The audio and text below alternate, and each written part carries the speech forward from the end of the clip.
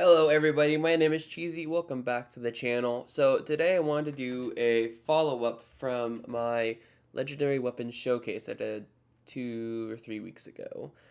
This is going to be a tier list, obviously, talking about where I place each of the 9 unique weapons. If you guys haven't watched the Legendary Weapons Showcase, I recommend you watch that. You don't have to watch the whole thing, but I mean, if you watch this and then watch that, that'd be good too. If you watch this, you want to see which ones are good in my eyes, and then you can go to the showcase and check it out. I guess I have them segmented, so you can look at the sections that are more applicable to you. If you're like, I don't know, Unga Boonga, maybe you want the Grafted Blade or the runes, all this other stuff. So I highly recommend you check that video out, even if you just watch specific bits and pieces. And well, without further ado, let's just get into it. Obviously S is the highest rank, D is the lowest rank, and we're just gonna start with the Bolt of Grand Sax. Now, the Bolt of Grand Sax I thought was really good. It's a very powerful, like glass cannon. I guess it makes you a glass cannon rather. As in you can deal a lot of damage. But in order to get the most damage out, you're gonna be kind of squishy. As in like gonna be using the lightning. What's it? The lightning charm scorpion or whatever. I don't recall exactly, but things are gonna raise your lightning. Things are gonna raise your overall damage, which just make you a little more susceptible to incoming damage. If you have something like a mimic tier or any summon that has a bit of durability, and that can take the aggro of a boss, say, then the Bolt of Grand Sax is gonna do you wonders. You can just stand at a distance and yeet the L2, the special Ash of War, and it just does astronomical damage. It's really effective. Its moveset, I mean, it's a spear. Spears aren't really that great in this game, unfortunately, but I'd still say that even if you're playing by yourself, if you position well, you can destroy a boss fairly easily, and it can destroy most like lower to mid tier level enemies in 1 to 2 hits too. So I'm gonna put this in S tier. It'll be the first one. I don't know. You don't want to start off with an S tier one, but this one is genuinely just good. Now let's do the Darkmoon Greatsword. So the Darkmoon Greatsword, if I remember correctly, was more of like a single target. It had like a wide arc, I guess, that went outward. So I guess let me back up a bit. So you activate this one by pressing the L2, and that'll give you frost damage, boost your magic damage, if I remember right. And then if you do your charge attack, it'll throw out like a blade or whatever, an arc of light, so to speak. Arc of light, if I'm recalling correctly, was best used against bosses rather than PvE. It's really good at staggering enemies and bosses, and so you can get consecutive hits off, which is really good. It does a fair bit of damage. I would use it more of a stunning thing though. Say like use it and hit them, cause them to stagger a little bit and get a couple hits in. Back up, stagger them. If you wanted to, you could probably just kill a boss with it. They take a lot of positioning, especially if it's not one that's easily staggerable. But I mean, it's still fairly good overall, and I think the Darkmoon Greatsword, it's either A tier or B tier. Um, we'll go with B tier for right now. It's not a bad weapon by any means.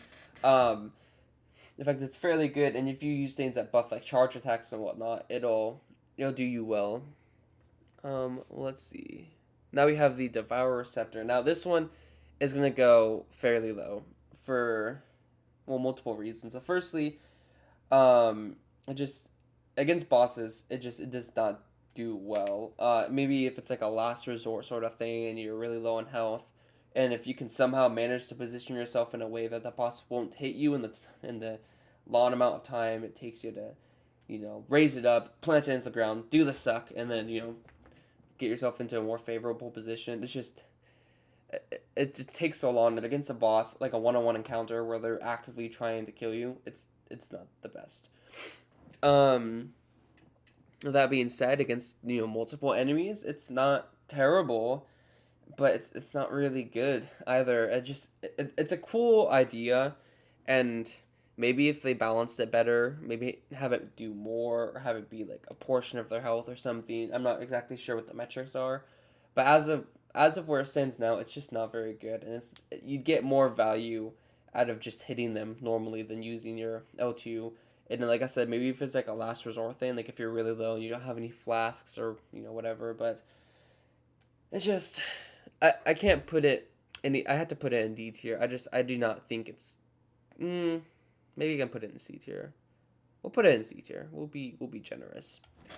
The Eclipse Shuttle is gonna go in D tier, and I'll tell you why. The Eclipse Shuttle is, I think it's pretty much just a PvP only weapon, and this tier list is looking at not PvP. It's looking at PvE. How it fares against bosses and then like mid to lower level enemies as well. And I kind of gave a lot of these thoughts too in the end of my other video, but I'm kind of summarizing them here. I'm gonna do a PvP build soon, focused around the Eclipse Shuttle. I just got my second Eclipse Shuttle, and so maybe I could try a dual wielding build or something. I don't know exactly, but I'll tell you what. This is just, it doesn't really do anything in PvP, or not. It does a lot in PvP. It doesn't do anything in PvE. It is like one, if you do L2 and you spam it a lot, and you can get like a narrow, short like range gust of attack, I guess. I don't know what sort of attack it is necessarily. I'm assuming it's not like Death Blight or anything, because I don't think you can get that to proc on enemies, which is part of why it's not really the greatest for PvE. So it goes in D tier for that reason alone. If I was doing the PvP build against other players, then this whole list would look very different. So I'm separating them right now. You can look forward to a video like that in the future maybe, but for right now we're gonna keep it like this.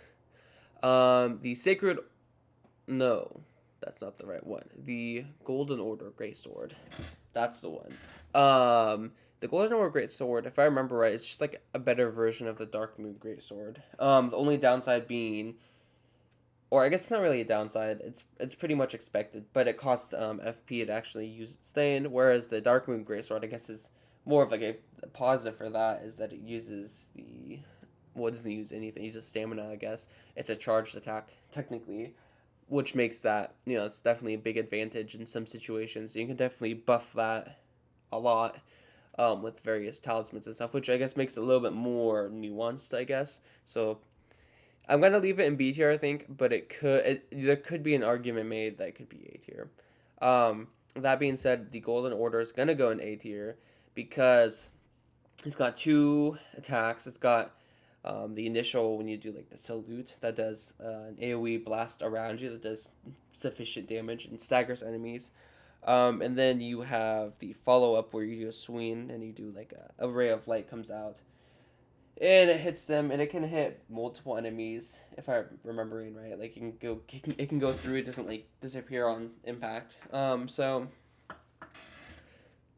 it's good overall. It does decent damage too, just base. And you can easily boost the L2 as well with like faith enhancements, with talismans. There's like several that you can increase your faith damage. So I think I'm gonna have to put it in A tier just because it also did a really good job of stunning and staggering the boss that we tested all these weapons on in the last video. So on those merits, I think it's A tier. Now we have the Grafted Blade. Okay, I love the Grafted Blade Greatsword. It's actually one of my favorites, if not my favorite, legendary, for the fact that you use your L2 and it increases all of your skills by 5, if I remember. It's like 5 to 10, which is, it's really nice actually. It's like a free like 30 levels or whatever, if I'm thinking about that correctly. But it also raises your poise a lot, so you can kind of just wade through enemies and just keep swinging your sword, which is really cool to me. I like that thought. It also just looks really cool artistically. Um, Very like Game of Thrones inspired, I think. And on that merit alone, I want to put it in S tier because it's fun, but I'm not going to because, um, well, I think comparable to things. I mean, you have like Bolt of Grand Sax, which has its L2, which is massive damage, and the L2 for the Grafted Blade is more of like a buff, which is good. Don't get me wrong, but I don't know. It's tricky to think of where I'd place it because like the buff is very helpful, but it doesn't have any like super cool and unique like abilities necessarily. I want to put it. I'm gonna put it in A tier. Just on just on the fact that it can buff you a lot and make you quite strong. And I guess I never specified that we were rating like their Ashes of War and like, seeing like the uniqueness. Maybe just having a buff and having it do its thing is sufficient. So we're gonna go with that. A tier is a good spot for that, I think. Now the Marat, I don't really know how to pronounce that, but the Executioner Sword. So I remember when we tested this, it was fairly decent at staggering enemies, even if they were like guarding. It would like kind of go like behind their guard in a way, like go through them. So that's cool. It doesn't do like a lot of damage, but I think the best thing that you can use it for is getting like, what are they called in Elden Ring? They're not viscerals, but it's basically the same thing. Where you can get like the critical hit or whatever. So I think that's kind of what it's best used for. So positioning is really important, and you want to just be in a good spot and try to break their guard, I suppose. That being said, it's not like the greatest. You're kind of sitting there vulnerable, and if it's a big enemy that's not going to be staggered, they're just going to slap you while you're doing that. So, it's also a very individual target. You do like a sweeping attack after you do it effectively without getting hit, but it's going to go. I think it's going to go C tier or B tier. I'm looking at the next two weapons, and I'm going to put it in C tier. Just because I think it's better than the Devourr Scepter, so we'll move that over. But it's not better than the Darkmoon Greatsword, and in fact, I would put the Darkmoon Greatsword in like a fair bit above it. So yes, I think C tier is a good home for it. We got the Runes Greatsword now. The Runes Greatsword, it's pretty good. It's probably good. It's definitely gonna be B tier or A tier, I think. So what the Rune's Greatsword does is you plant your sword on the ground, or I guess you slam it down more so. But it has this big like meteoric like blast in front of you, like in a cascading wave almost. It's really cool. It staggers a lot of enemies, bosses included. Some bosses, not every boss, obviously. Oh, that was terrifying. Hi, Discord. It does a lot. It does a fair bit of damage too, especially if you optimize using like Shard of Alexander and well, I'm blanking on the name, but there's like multiple skills that will just increase skills. Talismans, already butchering the video. 13 minutes in, one take. We're not gonna take that out, but the talismans that can increase the attack power skills and kind of just overall the efficacy. I didn't test it, just like neutral with no talismans, which maybe I should have. I probably should have done it with all the weapons, to be honest. That might have been a little bit more of like an unbiased take. But with the one I did do, it was doing a lot of damage. It was staggering a lot of enemies. It would take out medium to low range enemies in 1 to 2 attacks using that. Typically 1.